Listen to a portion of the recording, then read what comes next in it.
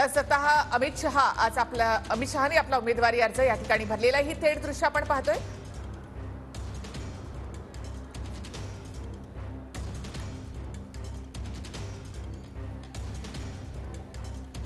तर केंद्रीय गृहमंत्री अमित शहा यांनी आपला उमेदवारी अर्ज भरलेला आहे।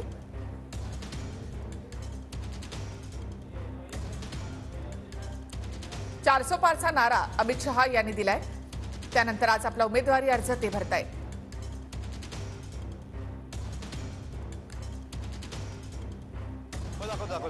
समित लाईव्ह आहे तर ही दोन दृश्य नारायण राणे यांचं रत्नागिरीमध्ये शक्ती प्रदर्शन, तर दुसरीकडे अमित शहांकडून उमेदवारी अर्ज दाखल केला जात आहे।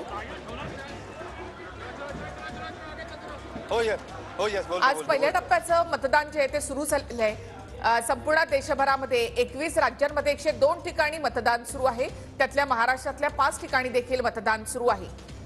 त्यातच आज दिग्गजांकडून आता उमेदवारी अर्ज भरले जात आहेत। नारायण राणे रत्नागिरी सिंधुदुर्गमधून लोकसभेचा उमेदवारी अर्ज भरतायत। राणेंचं मोठं शक्ती प्रदर्शन, तर दुसरीकडे अमित शहा यांनी देखील आपला उमेदवारी अर्ज भरलेला आहे। 400 पारचा नारा त्यांनी या ठिकाणी दिलाय। तर गांधीनगरमधून भाजपचे उमेदवार अमित शहा यांनी आपला उमेदवारी अर्ज भरलाय। तिथल्या प्रमुख नेत्यांच्या उपस्थितीमध्ये अमित शहानी आपला उमेदवारी अर्ज दाखल केला आहे। तर दुसरीकडे नारायण राणेंचं रत्नागिरीमध्ये शक्ती प्रदर्शन।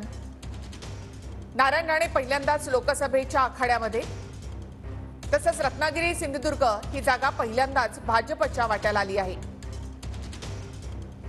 तर दुसरीकडे अमित शहा दुसऱ्यांदा गांधीनगरमधून आपला उमेदवारी अर्ज भरतायत। 400 पारचा नारा भाजपकडून देण्यात आलेला आहे।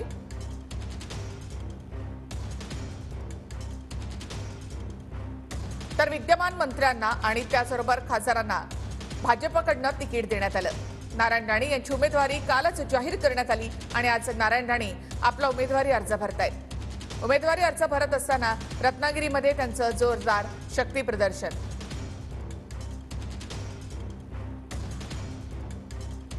तर अमित शहा यांनी देखील आपला उमेदवारी अर्ज दाखल केला आहे।